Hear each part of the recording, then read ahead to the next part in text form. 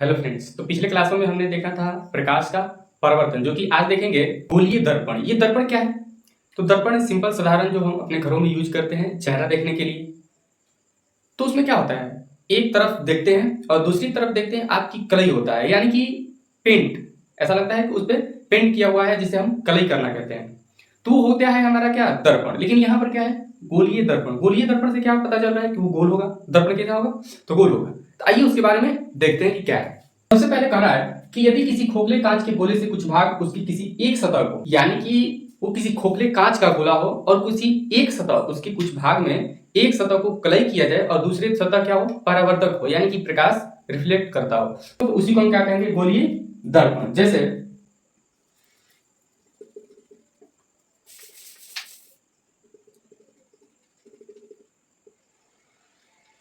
एक यहां गोला बना लिया और एक यहाँ। इसका कारण बताइए क्या इसका कारण है। अब देखिए यहाँ पे दो गोला दिखाई दे रहा है, ये देखिए दर्पण है। अब इसमें क्या होता है कि एक अंदर से कलई करेंगे और एक को बाहर से कलई करेंगे। देखते हैं, एक इधर से कलई करेंगे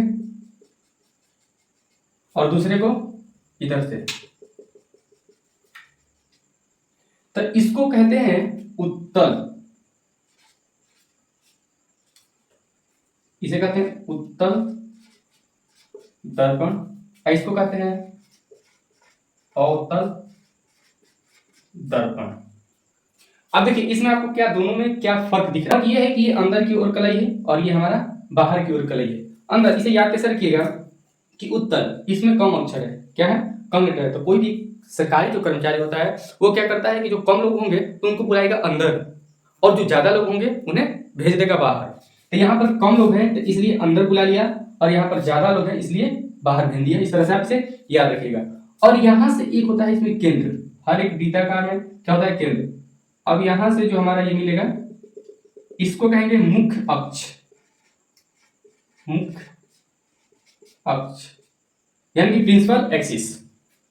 ये हमारा उत्तल और ये हमारा अवतल। इसमें अब देखेंगे क्या कि यहां पर एक त्रिज्या आर होती है, जिसे हम वक्रता त्रिज्या कह रहे हैं। और ये वक्रता केंद्र क्या है कि जहां पर ये बिंदु है डिनोट कर रहे हैं, उसी को कहते हैं वक्रता केंद्र, जिसे हम सी से डिनोट करते हैं। इधर भी हो जाएगा, ये हमारा क्या है, वक्रता त्रिज्या, और ये हमारा सी वक्रता केंद्र। आप यहां पर लिख सकते हैं कि वक्रता त्रिज्या, जिसे आर से डिनोट करते हैं, और वक्रता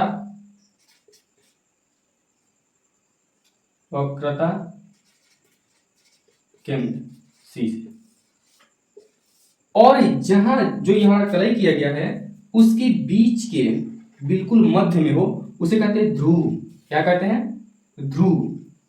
ये क्या है, हमारा ध्रुव। और इसको जो देख रहे हैं, इसका व्यास जो है, यहां से जो ये हमारा घेरा गया है, जो कलई किया गया है जिसपे, उसको कहते हैं द्वारक। क्या कहते हैं, मान चलो इसको डिनोट करते तो ये हो जाएगा हमारा द्वारक। अगर लिखवा रहे हैं तो इतना बात अगर समझ में आ गया हो तो हम अब देखेंगे इसको उत्तल दर्पण और चलिए तो अब गोलीय दर्पण के प्रकार को देखते हैं। ये दो प्रकार थे, जैसे हमने नीचे भी बताया है कि उसमें कितने प्रकार थे। एक अंदर की ओर, जिसमें कम अक्षर थे वो अंदर बैठा लिया, अंदर की ओर कलई किए थे, और बाहर का सतह क्या था, हमारा परावर्तक सतह हुआ। और जो अवतल यानी कि चार अक्षर के थे तो ढेर लोग थे, इसलिए उसे बाहर भेज दिया जाएगा, यानी कि बाहर की कलई को कर देंगे, अंदर की सतह क्या हो जाएगी, परावर्तक सतह। तो यहाँ पर ये हो गया हमारा अवतल, और ये हमारा हो गया उत्तल। अवतल और उत्तल यानी कि कनकेव मिरर, और ये हो गया हमारा कन्वेक्स मिरर। अब ये अवतल और उत्तल को बिल्कुल आप डिफाइन कर सकते हैं ऐसे कि उत्तल में क्या होगा, हमारा अंदर की ओर कलई हो और बाहर की सतह क्या हो, परावर्तक सतह, और वो खोखले कांच के गोले का भाग होना चाहिए। और इसमें क्या होगा हमारा, तो बाहर भेजेगा तो बाहर का कलई और अंदर की सतह क्या हो, हमारा परावर्तक सतह हो, और वो भी एक खोखले गोले का भाग होना चाहिए। चलिए तो इसको फटाफट डिफाइन कर लेते हैं, इसको भी और इसको। उत्तल और अवतल दोनों का डेफिनेशन लिख लिया है ताकि वीडियो के लिए लॉन्ग ना हो। तो आइए देखते हैं कि यदि किसी गोलीय दर्पण का बाहरी सतह कलई किया गया हो तथा भीतरी सतह क्या हो, परावर्तक सतह, जैसे कि पीछे बताए हैं कि बाहरी क्या होगा, कलई, और भीतरी सतह क्या होगा, परावर्तक सतह होगा, तो उसे कहेंगे अवतल दर्पण। और इसे याद रखिएगा अभिसारी दर्पण भी कहा जाता है। क्यों कहा जाता है, आगे देखेंगे।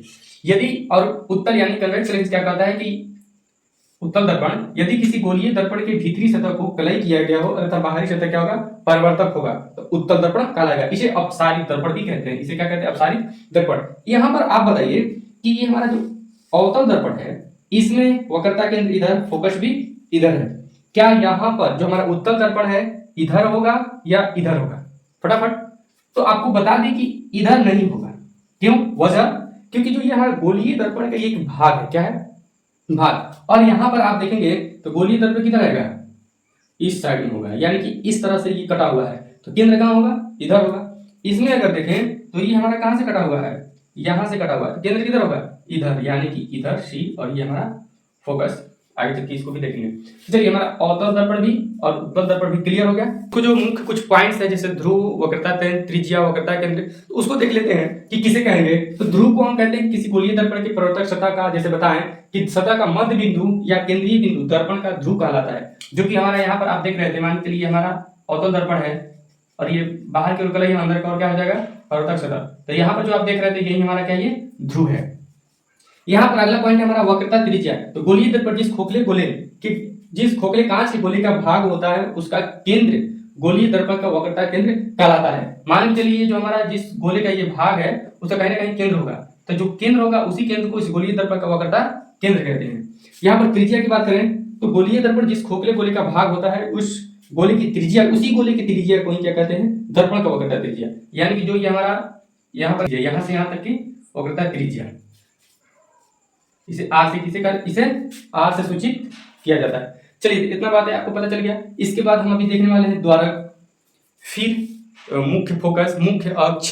तो गोलीय दर्पण में हमारे एक मुख्य अक्ष भी होता है और द्वारक, जो कि वहां पर दो गोला बनाए थे, आप जैसे कि देखा, यहाँ पर एक गोला और यहाँ पर एक गोला था। जो हमारा गौर कीजिएगा, यही हम क्या बोलते हैं इसको? मुख्य अक्ष।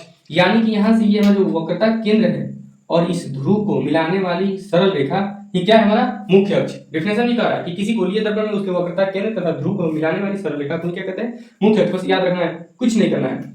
ये हमारा वक्रता केंद्र और ध्रुव को मिलाने वाली सरल रेखा को क्या कहेंगे? मुख्य अक्ष। उसके बाद द्वारक, जो यहाँ पर मान के चलिए कि यहाँ पर कलई है, तो ये जितना चौड़ाई में कलई किया गया है या जो इसके प्रवर्तक सतह है उसकी व्यास जो है जितना है, उसी को हम क्या कहेंगे? द्वारक। जैसे कि यहाँ सपोज के लिए एक डायग्राम है कि आप इसे यहाँ से देख सकते हैं, देख पा रहे हैं कि हमारा क्या यहाँ तक, यहाँ से यहाँ तक है, इसी को कहते हैं द्वारक। चलिए, तो फटाफट हम इसको देख। डिफिनेशन कहता है किसी गोलीय दर्पण के परावर्तक सतह की व्यास या चौड़ाई कह सकते हैं। चौड़ाई द्वारक कहलाता है। परावर्तक सतह की चौड़ाई क्या कहलाता है? द्वारक। चलिए, तो अब इसका जो मुख्य फोकस है उसको देख लेते हैं कि इसमें मुख्य फोकस क्या है, यानी कि इसके बीच की जो आप देखते हैं उसी को।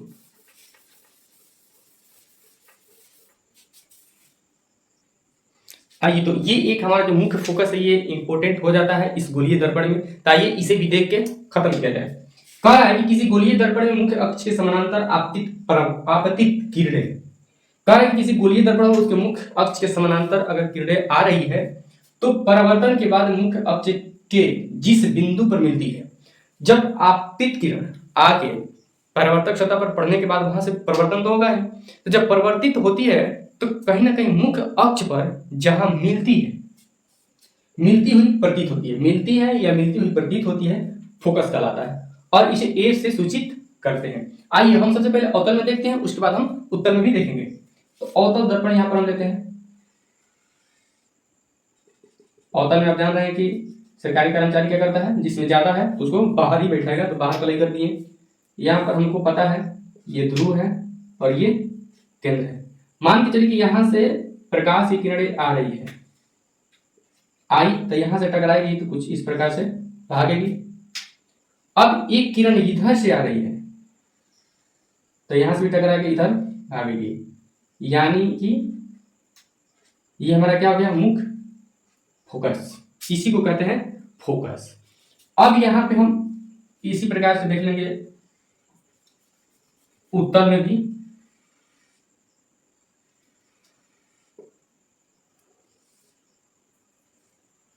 आप जानते हैं कि फोकस और वक्रता केंद्र किधर होगा? इधर, और इससे कलई अंदर, तो परावर्तक सतह कौन हो गया? ये। तो इधर से किरण किधर से आएगी? यहां से किरण अगर आ रहा है तो किधर जाएगा, इधर मुड़ेगा, मुड़ गया। अब एक किरण अगर इधर, क्योंकि मुख्य अक्ष से समानांतर हमें ले जाना है ना, तो मुख्य अक्ष से समानांतर अगर इधर से ले जाएंगे तो ये किरण हमारा कुछ इधर मुड़ेगा। ध्यान से देखिएगा, तो जब इधर मुड़ेगा तो इसका जो काल्पनिक है वो कहां जाएगा, यहां पर। इसका कहां जाएगा, यहां पर। यानी कि यहां पर ये मिलती हुई प्रतीत होती है और यहां पर मिल रही है। अवतल में, अवतल दर्पण में मिल रही है, और उत्तल दर्पण में आप देख रहे हैं, उत्तल दर्पण में कि मिलती हुई प्रतीत हो रही है। तो इसी को कहते हैं फोकस या मुख्य फोकस। इसको कैसे डिफाइन करेंगे कि आप यहां पर देख सकते हैं कि ध्रुव और फोकस, ध्रुव और फोकस के बीच की दूरी क्या है। तो किसी गोलीय दर्पण में, किसी गोलीय दर्पण के ध्रुव तथा फोकस के बीच की दूरी को फोकस दूरी कहते हैं, फोकस दूरी कहते हैं। यहां पर लिख लीजिए फोकस दूरी, और फोकस दूरी इसे एफ से सूचित करते हैं, हमने ऊपर भी लिखा है। तो इसे एफ से सूचित करते हैं, तो एफ और इसी में है, इसके बीच यहां वक्रता केंद्र और या ध्रुव तक के बीच की दूरी हमारा क्या है, तो यहां पर त्रिज्या भी है, वक्रता त्रिज्या। तो वक्रता त्रिज्या, वक्रता केंद्र और ध्रुव के बीच की दूरी वक्रता त्रिज्या और एफ, इनके बीच एक गहरा संबंध है जिसे हम चिन्ह परिपाटी में देखेंगे, और दर्पण सूत्र को भी हम चिन्ह परिपाटी में ही देखेंगे। तो इतना बात आप समझ गए, तो इसे जल्दी नोट कर लीजिए। अगले क्लास में हम लोग देखेंगे चिन्ह परिपाटी, जो कि एक मुख्य पॉइंट है, उसी के हिसाब से न्यूमेरिकल सॉल्व होता है। और उसके बाद देखेंगे प्रतिबिंब बनाना, यानी कि इन दर्पणों से किस तरह से हम प्रतिबिंब बनाएं। 4 से 5 रूल आपको लिखवाएंगे, उस रूल से आप एक भी प्रतिबिंब नहीं छोड़ पाओगे, कहीं से भी किसी भी प्रकार से आएगा, फटाफट उसको कर जाओगे। तो कल का क्लास मिस नहीं करना है।